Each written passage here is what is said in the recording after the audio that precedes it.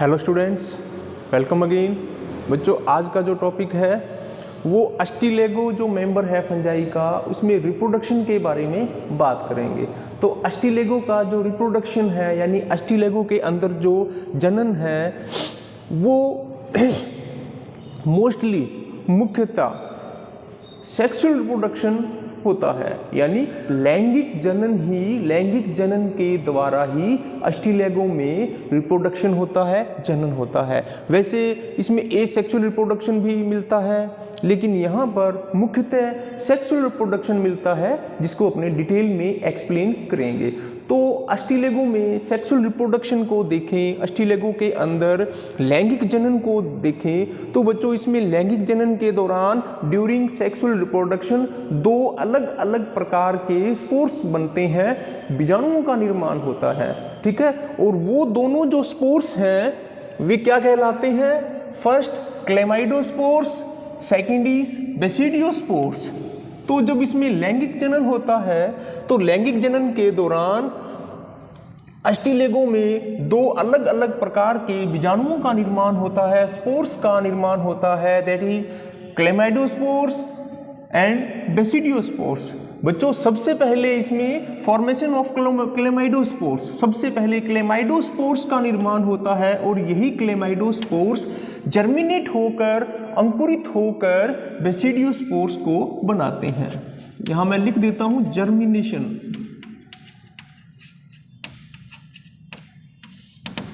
सबसे पहले क्लेमाइडोस्पोर्स बनेगी, क्लेमाइडोस्पोर्स में अंकुरन होगा, जर्मिनेशन होगा और तत्काल किसकी फॉर्मेशन कर देंगे? बेसिडियोस्पोर्स की फॉर्मेशन कर देंगे। बच्चों, जो क्लेमाइडोस्पोर्स हैं उसके अदर कॉमन नेम भी हैं, जैसे क्लेमाइडोस्पोर्स आल्सो कॉल्ड इज टेल्यूटोस्पोर्स। इसको आप अलग से नोट कर लीजिए, chlamydospores also called is टेल्यूटोस्पोर्स, teliospore भी बोलते हैं इसको, और ब्रांड स्पोर भी बोलते हैं। ये क्लेमाइडोस्पोर्स के कुछ कॉमन नाम है, सामान्य नाम है। अब बच्चों, क्लेमाइडोस लैंगिक जनन के दौरान, सेक्सुअल रिप्रोडक्शन के दौरान क्लेमाइडोस्पोर से बेसिडियोस्पोर का निर्माण कैसे होता है, प्राइमरी माइसीलियम से सेकेंडरी माइसीलियम की फॉर्मेशन कैसे होती है, इनको डिटेल में एक्सप्लेन करेंगे। तो यहाँ पर आप देखो, सेक्सुअल रिप्रोडक्शन के दौरान सबसे पहले मैं बात करता हूँ प्राइमरी माइसीलियम की, जो कि पैरासाइट के रूप में होती हैं, परजीवी के रूप में रहती हैं, और जिस प्लांट बॉडी के ऊपर परपोषी के रूप में ये मिलती हैं, परजीवी के रूप में मिलती हैं, उसको पूरी तरह से ये संक्रमित कर देती हैं, रोग से ग्रस्त कर देती हैं। और इसका जो मुख्य जो अटैक है वो कहाँ होता है? जैसे मैंने प्रीवियस क्लास में बताया था, अस्टिलेगो जो एक प्लांट बॉडी के अंदर जैसे उसका इन्फ्लोरेसेंस है, जैसे फ्लावर है, फ्लावर के अंदर जैसे ओवरी है, तो मुख्य रूप से ये वहाँ पर संक्रमण फैलाने का कार्य करती हैं। तो बच्चों, प्राइमरी माइसीलियम की बात करें, अस्टिलेगो के अंदर जो प्राइमरी माइसीलियम है, प्राथमिक कवक जाल है, ये कैसा होता है? मोनोकैरियोटिक होता है, एक केंद्र की होता है। इसकी प्रत्येक सेल में न्यूक्लियस की संख्या एक ही होती है, सिंगल होती है, इसलिए आल्सो कॉल्ड इज मोनोकैरियोटिक, एक केंद्र की बोलते हैं। और प्राइमरी माइसीलियम के यहाँ पर दो स्ट्रेन, दो प्रभेद मिलते हैं, जिनको पॉजिटिव और नेगेटिव से इंडिकेट करते हैं, ठीक है। पॉजिटिव और नेगेटिव दोनों अलग अलग प्रकार के हैं, और ये कैसे होते हैं? हैप्लॉइड होते हैं, आगमित होते हैं। बच्चों, अब प्राइमरी माइसीलियम जिसकी सेल मोनोकैरियोटिक है, ये क्या करेगी? प्लाज्मोगेमी करेगी। क्या करेगी? प्लाज्मोगेमी। प्लाज्मोगेमी का मतलब क्या है? एक बार मैं रिपीट कर देता हूं, जीव द्रव्य संलयन। प्लाज्मोगेमी को क्या बोलते हैं?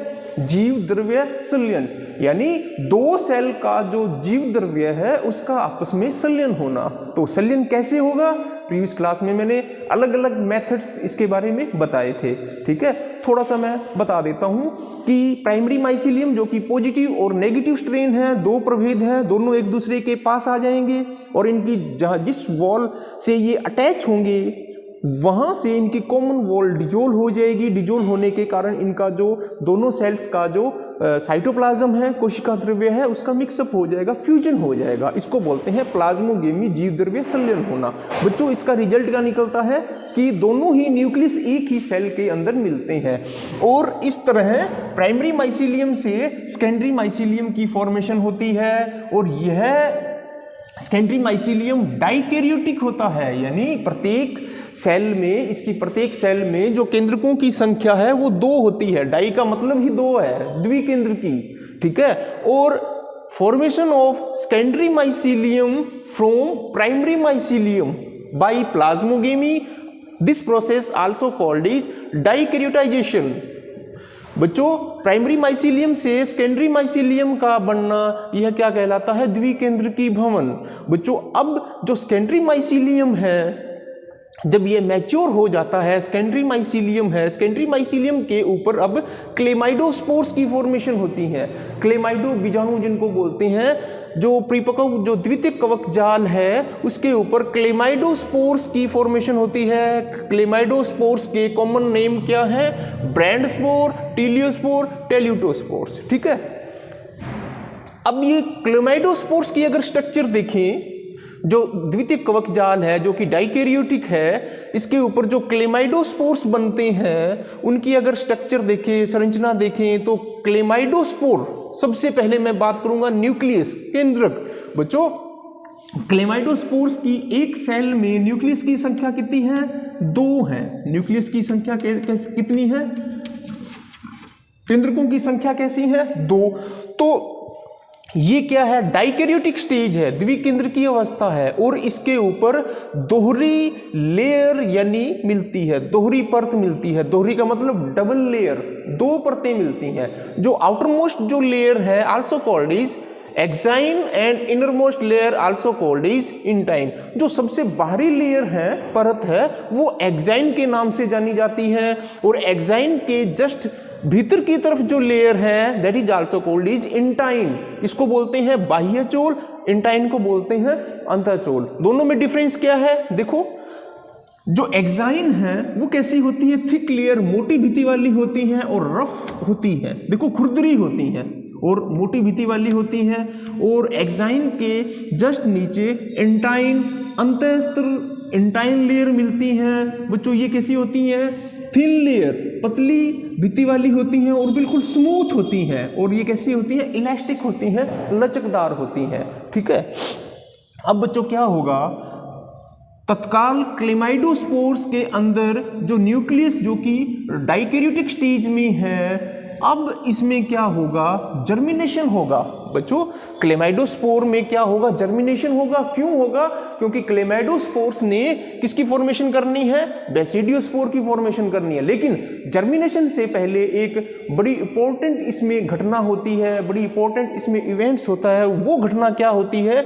दोनों जो केंद्रक हैं, दोनों न्यूक्लियस हैं, वे आपस में मिल जाते हैं, उनका संलयन हो जाता है, उनका संलयन हो जाता है। और यह प्रोसेस क्या कहलाता है? कैरियोगेमी। कैरियोगेमी का मतलब क्या है?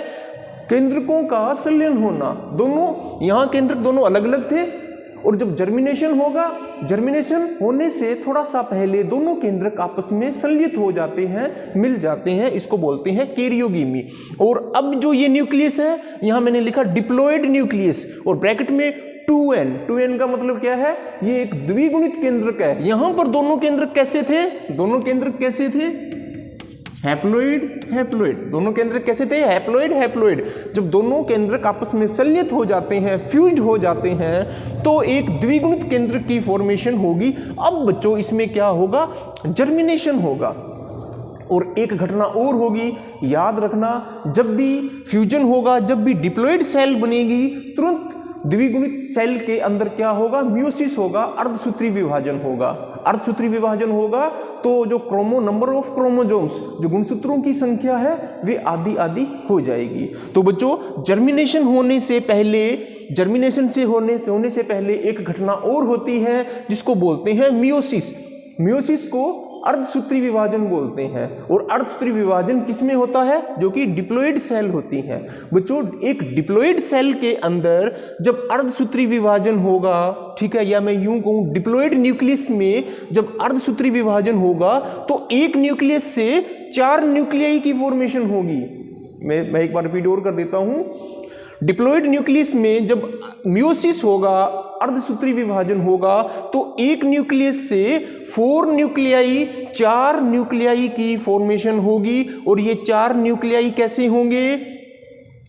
2 पॉजिटिव और 2 नेगेटिव, 2 पॉजिटिव 2 नेगेटिव। और यही चारों जो न्यूक्लियाई हैं आगे चलकर प्राइमरी माइसीलियम बनाएंगे। और प्राइमरी माइसीलियम कैसे बनाएंगे? जो पॉजिटिव न्यूक्लियाई है वो पॉजिटिव माइसीलियम बनाएगा, जो नेगेटिव न्यूक्लियाई है वो नेगेटिव प्रकार का प्राथमिक कवक जाल बनाएगा। लेकिन उससे पहले इनमें कुछ चेंजेस होता है, उसको कंटिन्यूस जारी रखते हुए आगे देखो आप। ये चारों ही न्यूक्लियाई, ये जो क्लेमाइडोस्पोर है, इनमें जर्मिनेशन होता है और एक ट्यूब लाइक स्ट्रक्चर बाहर की तरफ निकलती है, that is also called as germ tube. इसको बोलते हैं जननलिका। और दूसरा इसका कॉमन नेम है प्रोमाइसीलियम। बच्चों थोड़ी देर बाद ये जो जर्म ट्यूब है या प्रोमाइसीलियम है, चारों ही न्यूक्लियाई, चारों ही केंद्रक इस ट्यूब जर्म ट्यूब के अंदर आ जाते हैं। और इसके तुरंत बाद चारों ही न्यूक्लियाई के बीच में सेप्टा यानी पटों का निर्माण स्टार्ट हो जाता है। ये देखो सेप्टा यानी पटों का निर्माण हो जाता है। और पटों के निर्माण के साथ अब 4 प्रकार की सेल्स रहती हैं, इनको बोलते हैं बेसिडियल सेल्स। जब पटों की फॉर्मेशन हो जाएंगी, ठीक है, पटों की फॉर्मेशन यानी पट सेप्टा की फॉर्मेशन होने के बाद अब ये 4 सेल्स कहलाएंगी, जिनको बेसिडियल सेल्स भी बोलते हैं। क्या बोलते हैं? बेसिडियल सेल्स बोलते हैं, हैप्लोइड बेसिडियल सेल्स। क्यों? आगुणित है। आगुणित क्यों है? क्योंकि इनकी जो फॉर्मेशन है वो मियोसिस डिवीजन के द्वारा हुई है, इसलिए ये आगुणित है और इनको बोलते हैं हैप्लोइड। अब बच्चों क्या होगा? डायरेक्ट कन्वर्ट नहीं होगी। ये जो बेसिडियल सेल है ये डायरेक्ट ही बेसिडियोस्पोर में कन्वर्ट नहीं होगी। क्यों नहीं होगी बच्चों? अब इनमें क्या होगा? इनके अंदर जो न्यूक्लियस है इनमें अब एक माइटोसिस डिवीजन होगा। क्या होगा? माइटोसिस डिवीजन होगा। माइटोसिस डिवीजन होगा तो एक न्यूक्लियस से 2 न्यूक्लियाई बन जाएंगे, 2 से 4 बन जाएंगे, 4 से 16 बन जाएंगे। तो ऐसे अनेक समसूत्री विभाजन होंगे। और बच्चों जैसे जैसे न्यूक्लियस की संख्या बढ़ती जाएगी, बेसिडियल सेल से एक बड बाहर की तरफ निकलेगा। क्या निकलेगा? बड या कलिका, एक आउटग्रोथ निकलेगी। ठीक है, जैसे इस सेल के अंदर एक माइटोसिस हुआ, ठीक है, प्रथम समसूत्री विभाजन हुआ तो 2 न्यूक्लियाई की फॉर्मेशन होगी। दोनों न्यूक्लियाई में एक न्यूक्लियाई तो बेसिडियल सेल के अंदर ही रहेगा, जबकि दूसरा जो न्यूक्लियाई है वो इस बड में कलिका में चला जाएगा। ठीक है, और इस तरह धीरे धीरे ये जो बड स्टेज है ये इससे अलग हो जाएगी, ये मदर ब्रांच से अलग हो जाएगी। अब ये क्या कहलाएगी? बेसिडियोस्पोर कहलाएगी। तो बच्चों इस प्रकार ये जो 4 जो न्यूक्लियाई हैं इनमें अनगणित माइटोसिस समसूत्री विभाजन होते हैं और अनगणित इनसे बेसिडियोस्पोर्स बनते हैं। बेसिडियोस्पोर्स को यहाँ क्या बोलते हैं? स्पोरिडिया। स्पोरिडिया क्यों बोलते हैं? क्योंकि इनकी फॉर्मेशन बड स्टेज में होती है। ये देखो कलिका के रूप में होती हैं। जैसे ये फर्स्ट बेसिडियोस्पोर और ये सेकंड बेसिडियोस्पोर।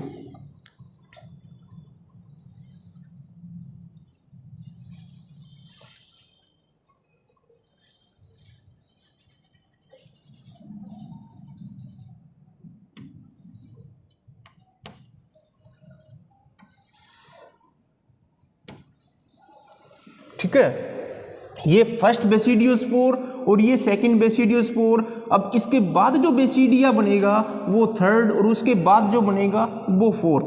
तो एक सेल से बर्ड स्टेज में अनेक बेसिडियोस्पोर का निर्माण होता है जिसको स्पोरिडिया भी बोलते हैं। अब ये बेसिडियोस्पोर जो कि पॉजिटिव और नेगेटिव दो स्ट्रेन के अंदर हैं बच्चों, अब इनमें जर्मिनेशन होगा, अब इनमें अंकुरण होगा और ये बेसिडियोस्पोर्स सभी के सभी भी जो बेसिडियोस्पोर्स हैं वे अंकुरित होकर प्राइमरी माइसीलियम को बना देंगे। और आप यहाँ ध्यान रखना, प्राइमरी माइसीलियम जो कि मोनोकैरियोटिक है जिसके दो स्ट्रेन मिलते हैं पॉजिटिव नेगेटिव, जो बेसिडियोस्पोर पॉजिटिव हैं, जो बेसिडियोस्पोर पॉजिटिव हैं वो पॉजिटिव स्ट्रेन प्राइमरी माइसीलियम को बनाएगा, जो नेगेटिव बेसिडियोस्पोर हैं वो नेगेटिव स्ट्रेन प्राइमरी माइसीलियम को बनाएगा। तो बच्चों ये था इसमें सेक्सुअल रिप्रोडक्शन।